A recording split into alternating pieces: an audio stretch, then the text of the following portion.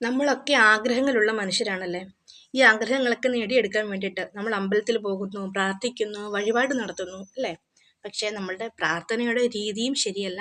നമ്മൾ എന്താ പറയുന്നത്, അപ്പം നമുക്കൊരു അസുഖം ഉണ്ടെങ്കിൽ നമ്മൾ എന്താ പറയുന്നത്, ദൈവമേ എൻ്റെ അസുഖം ഒന്ന് മാറ്റി തരണേ എന്നല്ല നമ്മൾ പറയുന്നത്. പക്ഷെ അതിന് പകരം ഞാൻ പരിപൂർണ ആരോഗ്യവതിയായിരിക്കുന്നതിന് പ്രപഞ്ചശക്തിക്ക് നന്ദി എന്ന് എത്ര പേര് പറയുന്നുണ്ട്. ഈ പറയുന്ന വഴിപാടുകളും അമ്പലത്തിൽ പോക്കും ഇതിനൊക്കെ പകരമായിട്ട് ഞാൻ നിങ്ങൾക്കൊരു സൂത്രം പറഞ്ഞു തരട്ടെ. നാമജപം.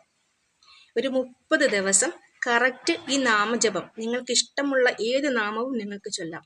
ഒരു 30 ദിവസം കൺസിസ്റ്റൻ്റ് ആയിട്ട് നിങ്ങൾ അത് ചൊല്ലുകയാണെന്നുണ്ടെങ്കിൽ നിങ്ങളുടെ ജീവിതത്തിൽ നിങ്ങൾ പോലും അറിയാത്ത അഭൂതപൂർവമായ ഒരു മാറ്റം നിങ്ങളുടെ ജീവിതത്തിൽ ഉണ്ടാകുന്നതാണ്. നമ്മൾ എന്ത് ആഗ്രഹം നമ്മൾ മനസ്സിൽ സാധിക്കുന്നുവോ, നമ്മൾ വിചാരിക്കുന്നുവോ, അത് നമുക്ക് വളരെ നിഷ്പ്രയാസം നമ്മളടുത്തേക്ക്, അത് ഒരു മാഗ്നറ്റായിട്ട് നമ്മളടുത്തേക്ക് ഇങ്ങനെ വരുന്നതായിട്ട് നമുക്കറിയാൻ പറ്റും. അത്രത്തോളം പ്രാധാന്യമാണ് ജപത്തിന് നമ്മുടെ ജീവിതത്തിലുള്ളത്.